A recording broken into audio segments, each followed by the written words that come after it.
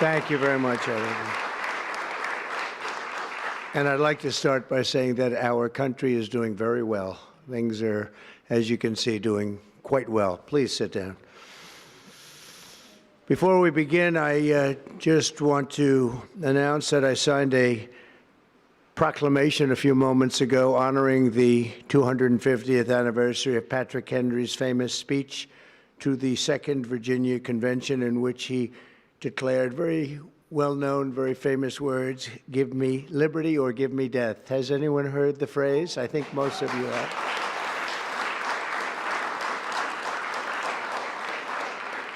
And moments ago, I also signed an executive order to dramatically increase production of critical minerals and rare earths. It's a big thing in this country, and as you know, we're also signing agreements in various locations to unlock rare earths and minerals and lots of other things all over the world, but in particular Ukraine. We're doing very well with regard to Ukraine and Russia, and one of the things we are doing is signing a deal very shortly with respect to rare earths with Ukraine, which they have tremendous value in rare earth, and we appreciate that. And we spoke yesterday with, as you know, President Putin and President Zelensky, and we would love to see that come to an end, and I think we're doing pretty well in that regard. So hopefully we could save thousands of people a week from dying. That's what it's all about. They're dying so unnecessarily, and I believe we'll get it done. We'll see what happens, but I believe we'll get it done. Today we take a very historic action that was 45 years in the making. In a few moments, I will sign an executive order to begin eliminating the Federal Department of Education once and for all.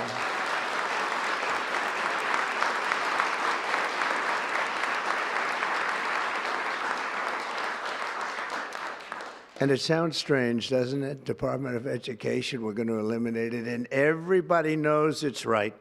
And the Democrats know it's right, and I hope they're going to be voting for it, because ultimately it may come before them, but everybody knows it's right, and we have to get our children educated. We're not doing well with the world of education in this country, and we haven't for a long time.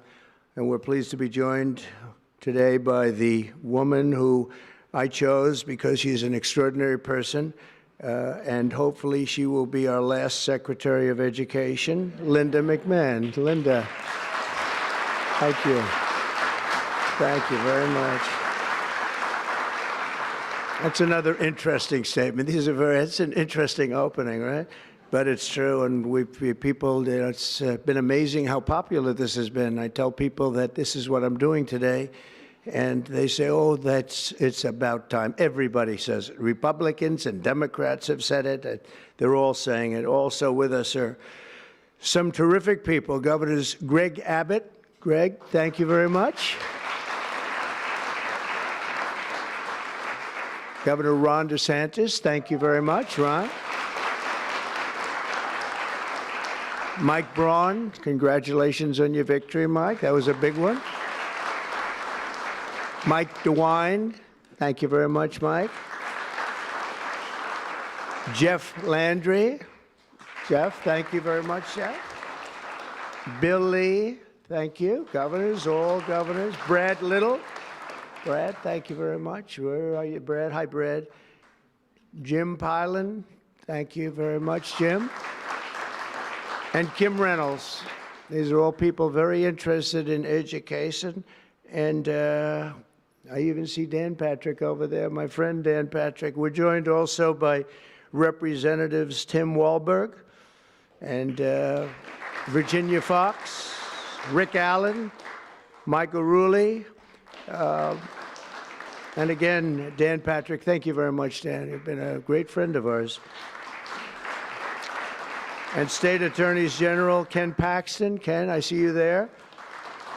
Andrew Bailey. Andrew, what a job you've done, Andrew. You have some good cases going. You've done a great job. Thank you very much. And co-founder of Moms for Liberty, Tiffany Justice. She's been a hard worker. Thank you. Thank you, Tiffany. When President Carter created the Federal Education Department in 1979, it was opposed by members of his own cabinet, as well as the American Federation of Teachers, the New York Times editorial board, and the famed Democrat Senator Daniel Patrick Moynihan. History has proven them right, absolutely right. After 45 years, the United States spends more money on education by far than any other country, and spends likewise by far more money per pupil than any country, and it's not even close. But yet we rank near the bottom of the list in terms of success. It's an amazing stat. Those are two stats you don't want: the most money spent per pupil, and you're at the bottom of the list. And that's where we are, like it or not, and we've been there for a long time. 70% of 8th graders are not proficient in either reading or in math, 70%. 40% of 4th graders lack even basic reading skills, can't read. Students in our public elementary and middle schools score worse in reading today than when the department opened, by a lot. In Baltimore, 40% of the high schools have 0 students who can do basic mathematics. Not even the very simplest of mathematics. I said, give me your definition of basic, and they're talking about like adding a few numbers together. Despite these breathtaking failures, the department's discretionary budget has exploded by 600% in a very short period of time, and it employs bureaucrats in buildings all over Washington, D.C. And as a former real estate person, I will tell you, I ride through the streets of Washington, and it says Department of Education, Department of Education. I said, how do you fill those buildings? It's crazy what's happened over the years.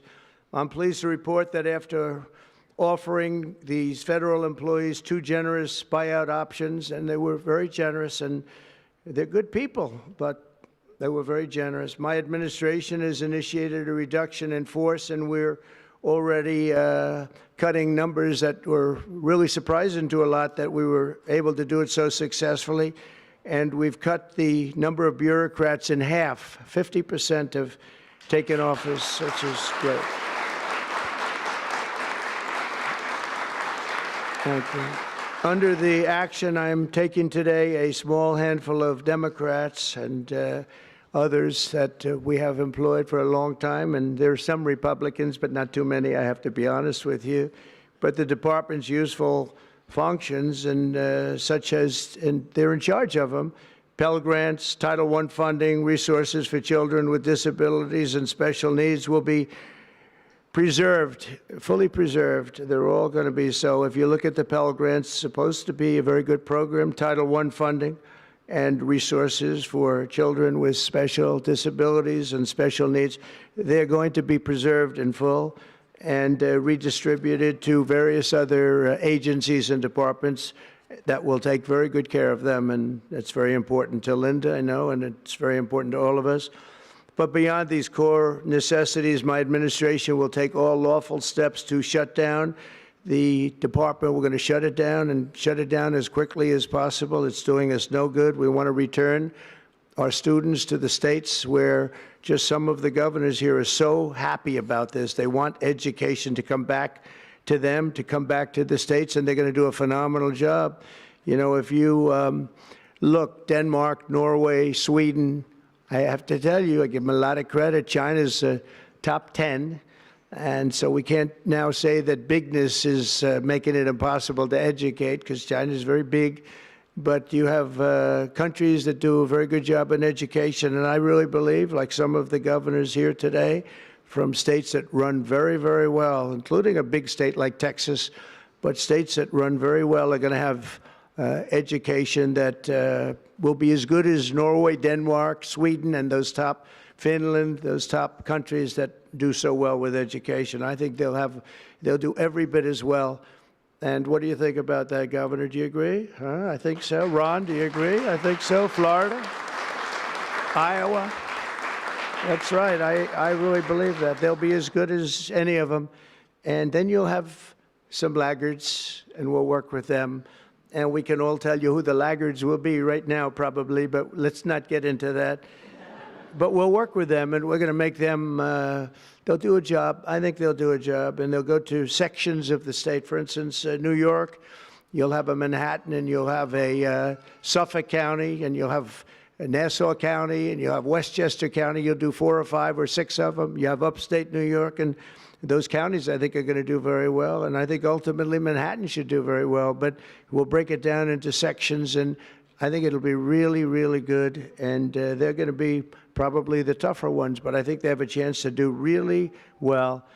But we're going to be returning education very simply back to the states where it belongs, and this is a very popular thing to do, but much more importantly, it's a common sense thing to do, and it's going to work. Absolutely, it's going to work, and I can tell you from dealing with the governors and others in the state, they want it so badly. They want to take their children back and really teach their children individually. Probably the cost will be half, and the education will be maybe many, many times better. So we look forward to this. I want to just make one little personal statement. Teachers, to me, are among the most important people in this country, and we're going to take care of our teachers. And I don't care if they're in the union or not in the union. That doesn't matter. But we're going to take care of our teachers, and I believe the states will take actually better care of them than they are taken care of right now. They'll work all sorts of systems and even merit systems. Those great teachers are going to be maybe a little bit better rewarded, or maybe that's the way it should be, but the states are going to make that decision. But we're going to love and cherish our teachers along with our children, and they're going to work with the parents, and they're going to work with everybody else, and it's going to be an amazing thing to watch, and it's really going to be something special. And Linda, you're presiding over something that's so important, and you're going to do a fantastic job, just like you have your whole life. I know your whole life I've been watching you. I've been watching you for a long time. She's had nothing but success. So it's tremendous to have you, and hopefully you won't be there too long, but we're going to find something else for you, Linda, okay? So this will conclude what we are talking about with respect to our most cherished group of people, and that's our children. We want to have our children well educated. We want them to love going to school. We have examples of it. Look at those beautiful, bright-eyed faces. They are so smart. They're so smart. And with that, I'm going to come down, and we're going to sign a very important document, and we're going to be on our way. People have wanted to do this for many, many years, for many, many decades. And I don't know, no president ever got around to doing it, but I'm getting around to doing it, so thank you very much.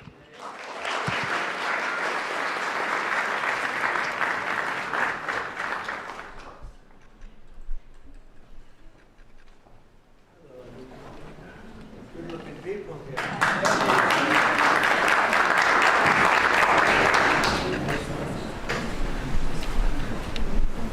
Should I do this?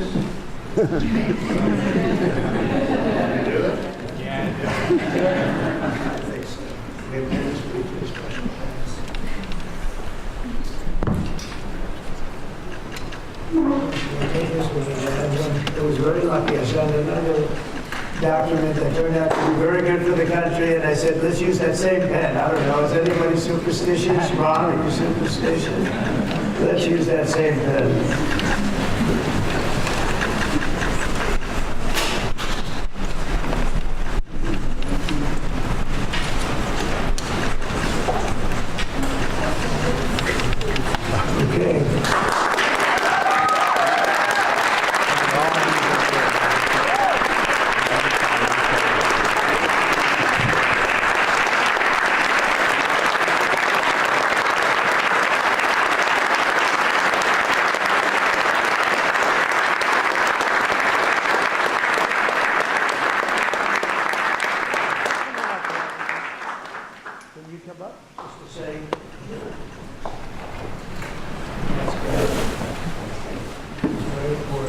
Big factor here. Good luck.